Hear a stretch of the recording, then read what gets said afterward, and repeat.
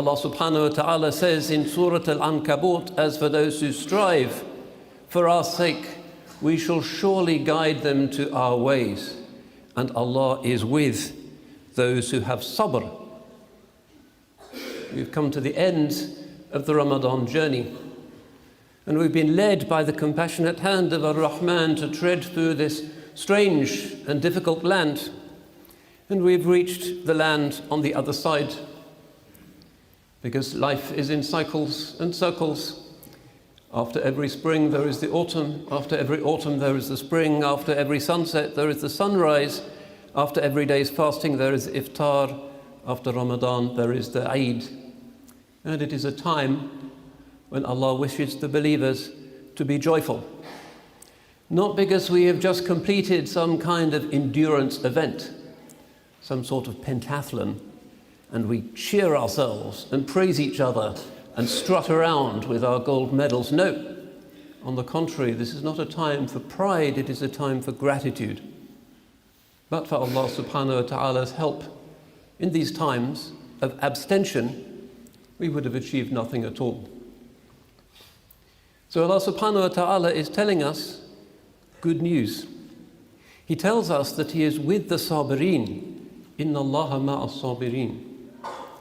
That despite days of abstaining from some of the most fundamental of our needs, something that no animal could ever achieve willfully, animals are just there munching like a sheep, spending its life looking down, munching at the grass. Human beings are capable of looking up. And that is what makes us human beings. This is what makes us Allah's khulafa. This is why He says, subhanahu wa ta'ala, لَقَدْ كَرَّمْنَا بَنِي آدَمَ. We've ennobled the descendants of Adam, not because we just munch from pleasure to pleasure. Here is my new car. Here is my fancy holiday. Here is my swanky salary. I'm sitting back and enjoying the spectacle of my bank balance, or whatever it is that is the human munching of the boring old grass of dunya. Instead, Ramadan tells us that we can look up. Unlike anything else in creation, we can say no to our passions. 6, 7, 8 million species on earth, only one can do that. قَدْ أَفْلَحَ مَنْ تَزَكَّى. We read this in the Eid prayer. Successful is he who purifies himself. And he also says, subhanahu wa ta'ala, قَدْ أَفْلَحَ مَنْ زَكَّاهَا وَقَدْ خَابَ مَنْ دَسَّاهَا. He who purifies it has triumphed. He who smudges it, abases it, is betrayed. And this is the way of human beings, and this is the reality of our lives. It's what doesn't appear in our CVs, but it is that for which we are judged. Whether we can look up from our pleasures and see the heavens and feel ourselves rising and defying that law of gravity which has everything else in this dunya, in this world of mulk wa shahada, in its inescapable grasp. We can rise up. We can fly to be like the angels for those few short hours. And this is the great lesson that Ramadan has inescapably taught us, that we can do it. Sometimes we think the ego is too strong. My passions are too strong. I like this pleasure, I like that pleasure. It's what I live for. And Allah is Ghafoor Rahim. If I just munch on grass once more, He will forgive me. But Ramadan teaches us that we can do better than that. We can embark on this difficult test from dawn till dusk, maybe 18 hours, without a drop of water and without a single bite of bread. We can do it. There is no more precious lesson in life than this joyful realization that we can do it with Allah's help. This is His ma'iyah, inna Allaha ma'as sabirin, but we can do it. So as we rejoice on the day of Eid, the reason for the rejoicing is that we know that we can look up. We can say no to those pleasures, even the most fundamental of pleasures, we can say no to them. And we get something better in their stead, something sweeter. Worldly pleasures, if we overindulge only a little bit, really all turns to ashes in our mouths. But that never happens when one is working for the akhirah. The more prayers, the sweeter we feel. The more Qur'an, the sweeter we feel. At the end of the day's fasting, how sweet we feel. This is Allah's lesson for us. Seek pleasure, by all means. Allah wishes us to be happy. He's calling us to happiness, to sa'ada. But the real pleasure, which is the pleasure of the ruh, that which is truly ourselves, and not the pleasures of the nafs, which is the monkey or the pig or the donkey within. Don't feed that. Feed the spirit. This is why we are joyful on the Eid. Because Allah subhanahu wa ta'ala, with His help, has taken us by the hand and led us to this joyful day and taught us this precious lesson. These barakat that come from all of these outward actions. Harakatul zawahir tujibu barakatis sara'ir. The outward actions in obedience necessarily bring about blessings in the interior. Even if we think our prayers so absent-minded and so many of the things we do are so polluted and we are ashamed to present them to the Lord of the world, still, just having had our outward aspect adorned by these beautiful prophetic things and avoiding other things that we could be doing, that brings about a light in our souls. And this is another reason why we are joyful. And this is, as I've said, the most important lesson.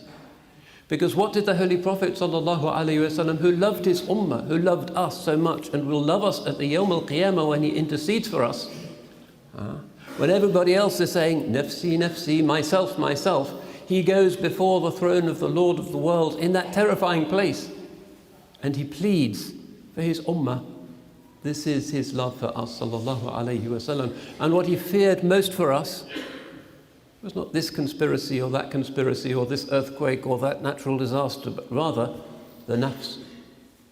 He says, أَعْدَى عَدُوِّكَ نَفْسُكَ الَّتِي بَيْنَ جَنْبَيْكَ. Your worst enemy is yourself that is within your two sides. That's what's going to take you into misery and into shame and into vice and into unhappiness and into a fiery outcome after the curtain of death is parted. It's within yourself.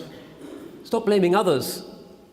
Sometimes you recognize there are faults in others, but if your instinct is to say, this is from me, then you are starting to respond to this prophetic summons.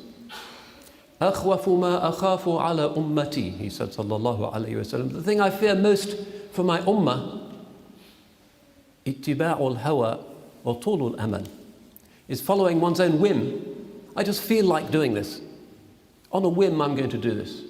Another cake, another car, another lie, another illicit glance, whatever it is that the nafs craves in that particular moment. And in every moment it has its cravings.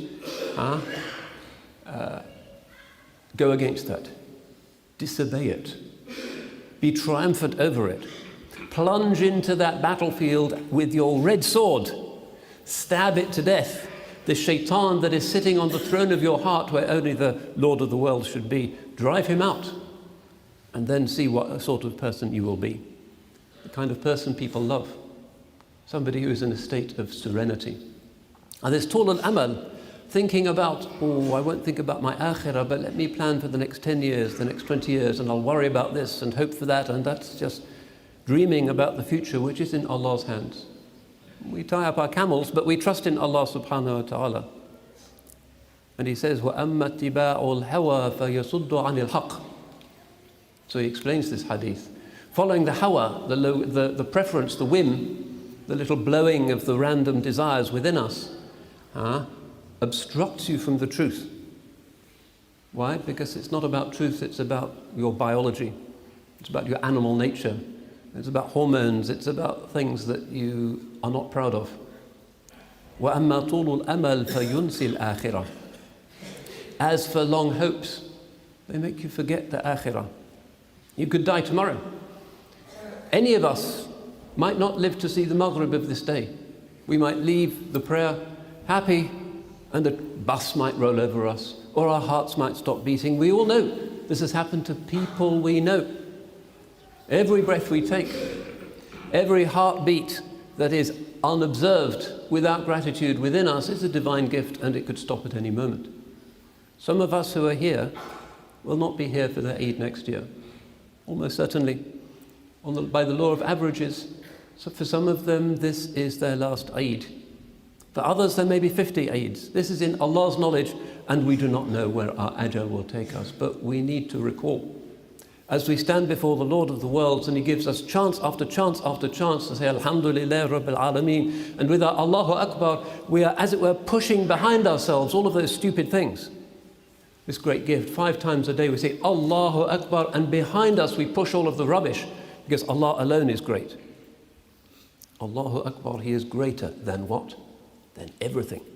You don't even need to say greater than, as you do with anything else. He is greater. And this is what we do when we make our wudu and we cleanse those limbs that have been doing those bad, stupid things, when we wash the mouth that has been saying those ugly, filthy things, and we cleanse ourselves and we face the Lord of the world. This is His gift to us. Make of this opportunity what you will. You can go into autopilot and not think about anything, and when you say Allahu Akbar, you don't really mean it. Or you can make yourself master of the situation and avail of this wonderful opportunity. So this again is good news. But the Quran, Allah's book, revealed in the month of Ramadan, can be seen as the story of this great battle. Yes, it's the story of the battle between light and darkness, between truth and falsehood, between God's law and human whim. But it's also the story of the battle between the ruh and the nafs. This, as it were, greatest battle, according to the hadith. Each one of those prophetic stories is a retelling of a battle that happens within each one of us every day of our lives. There is Musa and there is Fir'aun. There's Ibrahim and there is Nimrud. There is Noah and there are those who laughed at him and his disobedient son. There is this opposition. Those who look up and follow the light, and those who look down and prefer just one more munch of the grass of the dunya. This is the real story of human beings. This is what matters, because this is the story between our animal nature and what Allah subhanahu wa ta'ala calls us to be, those beings to whom which the angels can bow down, that great mystery with which Allah's book begins. How can they bow down? Not to the munching, not to the hawa, not to the nafs ammara bis-su', but rather to that thing which Allah says, وَنَفَخْنَا فِيهِ مِن رُوحِنَا. We have breathed into him something of our spirit, the noble part of us. So this is, in a sense, how we should be reading Allah's book. But even the Anbiya alayhim wassalam, they are human. They are not kind of passionless beings, unlike the rest of us. Look at the story, for instance, such a beautiful story of Sayyidina Yusuf alayhi salam. You can read it as a story of the battle between the soul and the ego, between the upper and the lower aspects. When they tell their story to their father, and the brothers have been telling this very ugly, disgraceful lie, sibling abuse, and they tell the lie to the father, he says, سَوَّلَتْ لَكُمْ أَنفُسُكُمْ أَمْرًا. Your egos have deluded you into this thing. فَصَبْرٌ جَمِيلٌ. So sweet patience. How does he deal with this? How do we deal with our egos? How do we deal with the egos of others? We can lash out like little children because we've got no sabr, or we can control it. Somebody jostles you on the Hajj. You can jostle back, or you can say, may Allah bless you, brother. And that is when the spirit prevails over the ego. And so it is in all of our human interactions.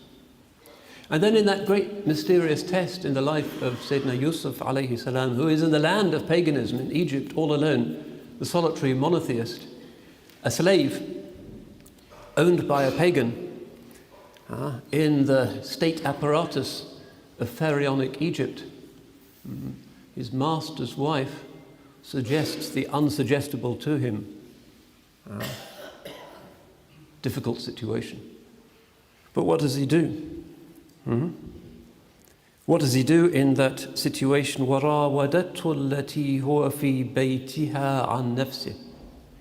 She in whose house he had settled sought to tempt him from himself. وَغَلَّقَتِ الْأَبْوَابَ وَقَالَتْ هَيْتَ لَكَ. She locked the doors and she said, come on, There's a situation of domestic abuse. People abuse the weakness and the dependence of employees, of servants, of maids. It's an ancient story, and here it is to God's prophet, all alone, as a monotheist in the land of Egypt. But he says, Ma'ad Allah. Allah is my refuge. This is his impulse. But وَلَقَدْ هَمَّتْ بِهِ وَهَمَّ بِهَا لَوْلَا أَن رَأَى بُرْهَانَ رَبِّهِ. He considered her, she considered him, but for the fact that he saw the proof of his Lord, and the ulama have different explanations for that. So even the Anbiya, they're human. When we read their stories, we realize these are also human beings. These are not kind of detached angels with no impulses, with no humanity. And this is part of the beauty of the Quran. We can relate to these stories.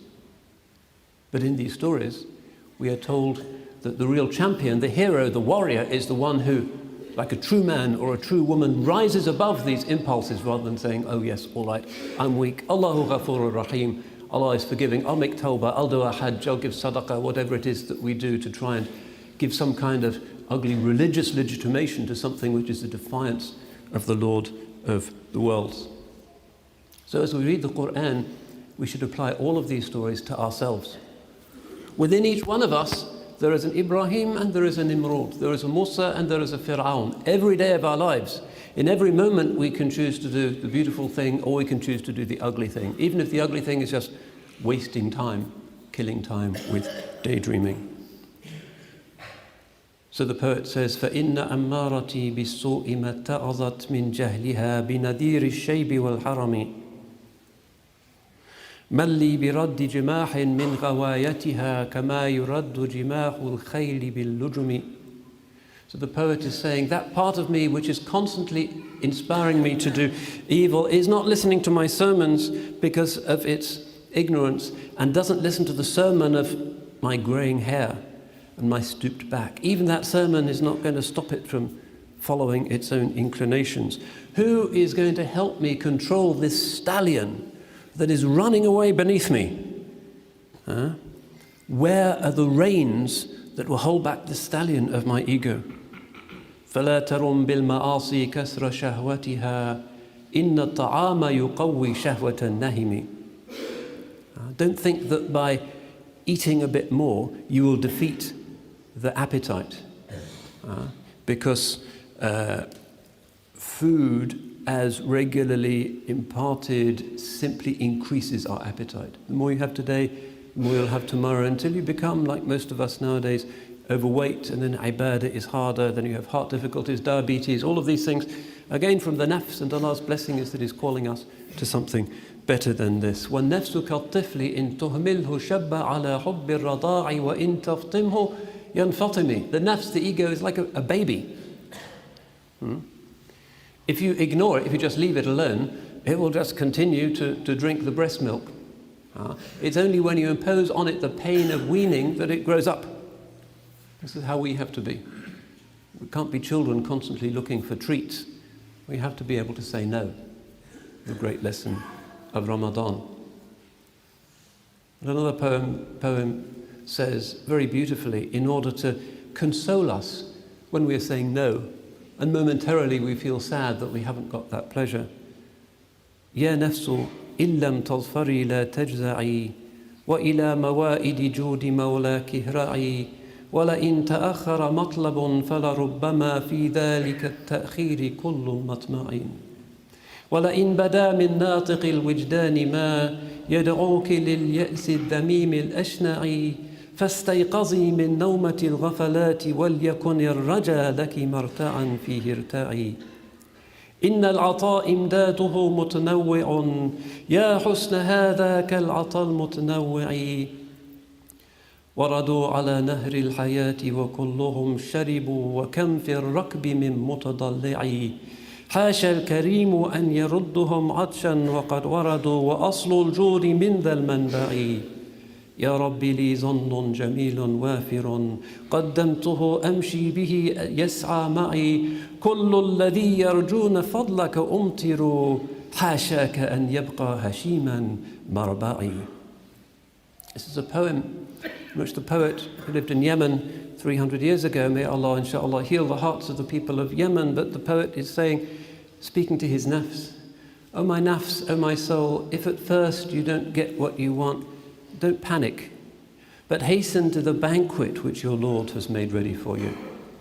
And if something for which you're asking proves slow to come, then know that very often in that slowness are the best gifts received. And if there should come from your lower self, from your inwardness, something that is calling you to that horrible condition of despair, we might nowadays say depression, then wake up from the slumber of heedlessness and make hope your pasture which you never leave. For your Maker's gift takes subtle and uncounted forms. How beautiful is the huge range of the gifts that he gives. The people came to the water of life and all of them entered it, and how many there were who were drinking deeply from that water. How unlikely it is for the one who is Al-Kareem, the generous, to leave them thirsty when the basis of all generosity in the world is from his spring. So it's good news. If we say no to that pleasure, Allah will give us greater pleasures. Don't think that his storehouses will ever run dry. If you say no to a human being, maybe he never will give you something. His resources are finite. But if you say no to the ego, Allah will give you more, because his storehouses are infinite and never run dry. So in this joyous day of Eid, let us remember this blessing, the great gift of knowing that with Allah's help we can say no to that within us which just munches and indulges and leads to all of the problems in our lives. And that we can say yes to the voice of Al-Haq Tabaraka wa Ta'ala, and we can rise up and we can become stronger and better, and we can walk tall as Allah's khulafa on this earth. Let us learn this lesson, insha'Allah. Barakallahu feekum. Assalamu alaikum wa rahmatullah. Allahu Akbar, Allahu Akbar. كلما هطل الغمام وناح الحمام وترفعت الأعلام وأفطر الصوام. الله أكبر. كلما ارتقى فوق منبر إمام وكلما ختم بالأمس شهر الصيام. الله أكبر، الله أكبر. لا إله إلا الله والله أكبر، الله أكبر ولله الحمد. الحمد لله رب العالمين ولي المتقين نكال الظالمين. أشهد أن لا إله إلا الله الملك الحق المبين محمد رسول الله صادق الوعد الأمين. أوصيكم ونفسي بتقوى الله فإنه خير الزاد، وإياكم ومحدثات الأمور فكل محدثة بدعة وكل بدعة ضلالة وكل ضلالة في النار. واعلموا أن الله قد أمركم بأمر عظيم، أمركم بالصلاة والسلام على إمام المصلين والصائمين، فقال جل ثناؤه: إن الله وملائكته يصلون على النبي يا أيها الذين آمنوا صلوا عليه وسلموا تسليما.